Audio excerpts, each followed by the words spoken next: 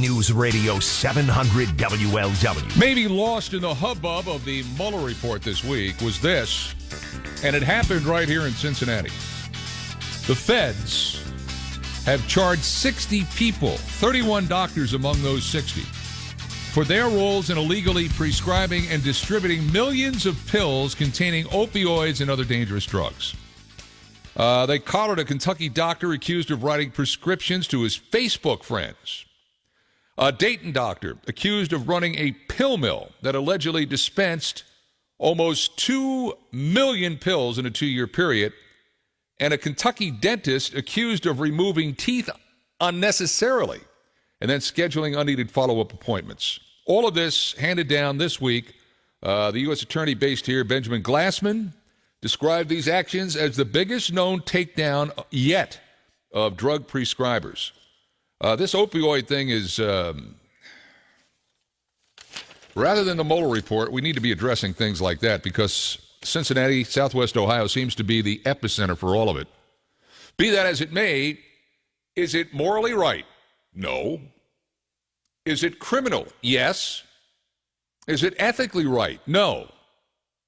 And someone can address that. His name is Chuck Gallagher, nationally known speaker on the topic of ethics, author of the book Second Chances, Transforming Adversity into Opportunity, and Every Choice Has a Consequence. Chuck Gallagher's been on the show before. We're great to welcome him back again on the AcuteHearingCentersHot.com hotline. And Chuck, how are you on this Saturday? I am great. I hope you are. No, it's, look, you wake up, you win, right? I mean, that's just the way it is. But this is really, and when I saw this break this week, it was just like, you got to be kidding me. And from a criminal standpoint, it's one thing. But I think you go to see a doctor. I think you entrust your health. I think you make your health care choices based on a lot of things, including ethics. You don't want to go see a doctor that ethically is challenged. You don't want to go to see a doctor that, for some way, shape, or form, isn't morally of sound mind. And I think this is what we've got going on here, if indeed the feds are correct in these indictments. I mean, that's basically the bottom line here, is it not? Well, it is. And I have to say, although it was surprising to see, I'm not shocked, because this has been an ongoing kind of investigation, and I think this is kind of the tip of the iceberg, because there have been other physicians in the past several years that have been treated not as physicians but as drug dealers, because what started probably simply ended up becoming very lucrative and changed the way they saw the world. We're talking about the world of painkillers, are we not? Absolutely. The world of painkillers and the world of profit associated with them to change, well, obviously their practice, which had disintegrated from my perspective, because they became drug dealers. If this is to be believed, and honestly, I don't think the feds take a case, they don't bring indictments unless they're pretty damn sure they're going to get convictions. But let's just use use the word if for the time being. If this is to be believed, what you have at work here is, so a doctor or a dentist or someone of these 53 medical professionals found a way to either do harm to create a business for their opioid sales, or what they did was to push opioids on people that might not have needed them in the first place. Either way, there's a problem here.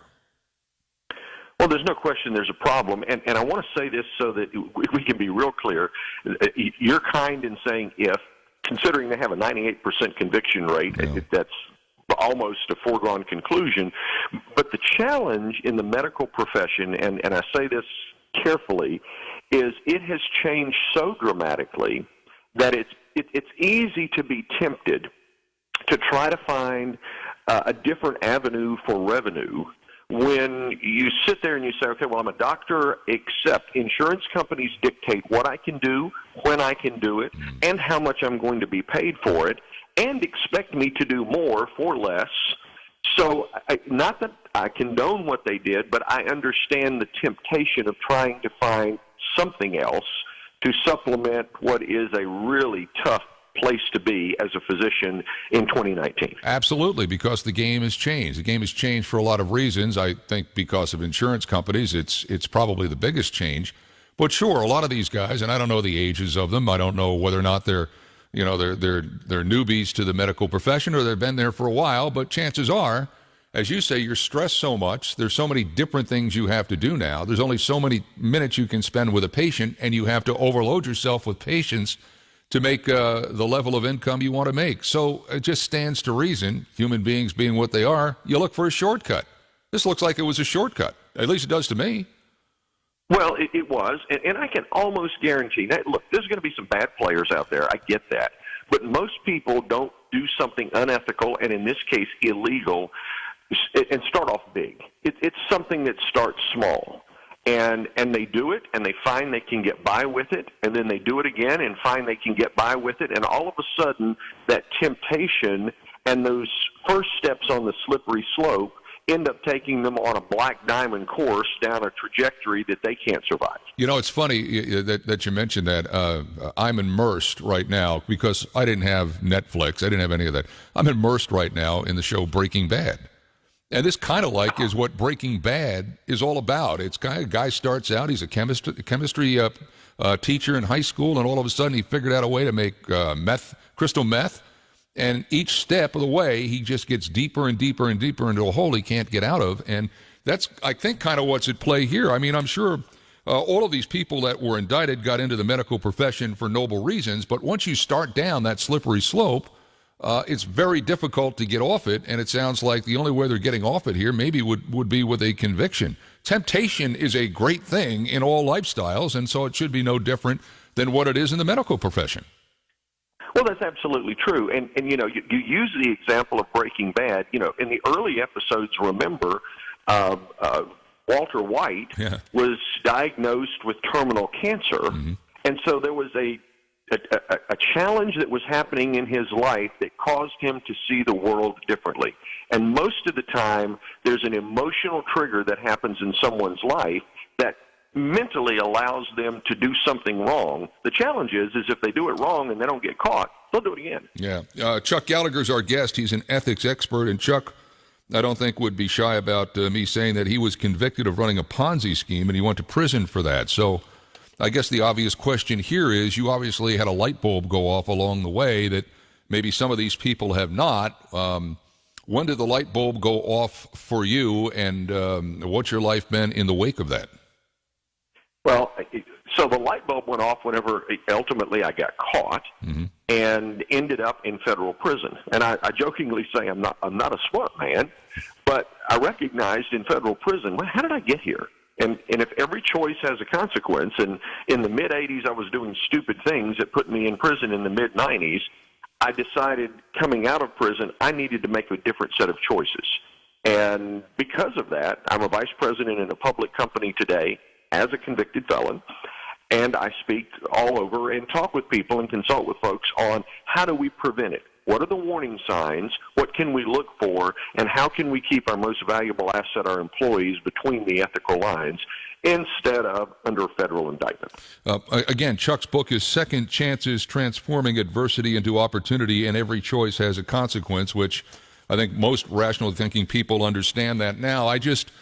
It seems to me that you can look at a person a number of different ways, as I said, morally, spiritually, but ethically, I think, whether you're a doctor or not, if you don't have ethics, if they're not a guiding force in your life, you better damn well figure out how to get them back in your life. And if you were sitting in federal prison and saying to yourself, how did I get here? You had to figure out a way then, how do I never do this again? And I suppose that's the obvious question.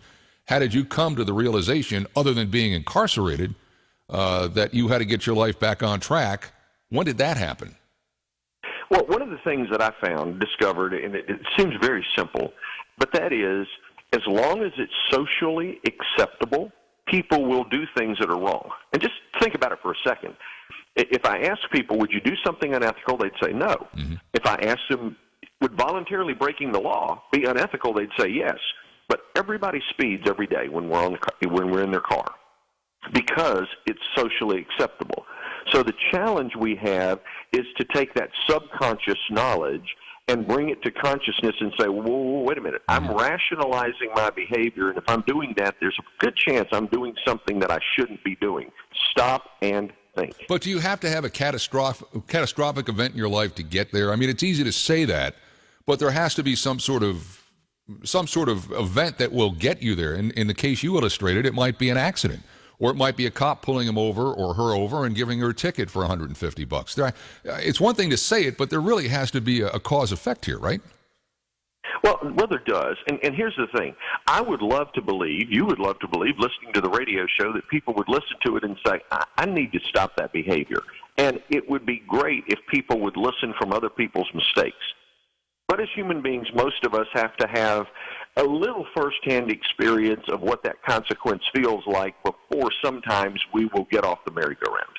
Yeah, I honestly, I think you're dead on that, Chuck. And I wonder, too, in the wake of this, maybe there have been other doctors or other people that are in the medical profession that are, dancing with the devil on something like this, and maybe it'll be a wake-up call for them. I hope it will be for them, but this is about as bad as I've seen anything with regards to the medical profession in my life. 60 people were charged, 31 doctors for illegally prescribing and distributing millions of pills containing opioids and other dangerous drugs. Maybe it's a wake-up call for them, too, I would hope. Would you not?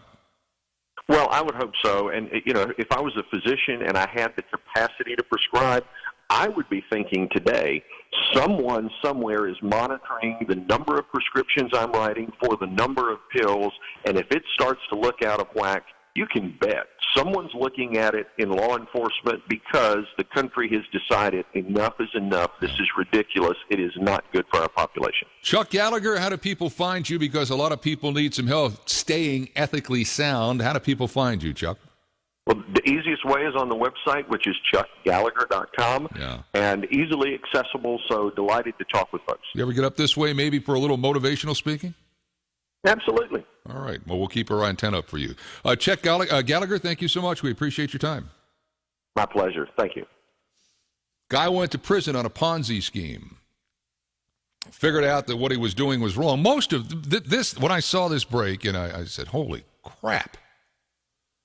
350,000 prescriptions, 32 million pills, 60 people indicted, 53 in the medical profession. I'm thinking to myself, first of all, the pain relief industry in this country is completely out of whack. Oh, you had knee surgery. Oh, you dislocated your elbow. Well, here's some Oxycontin. Take that.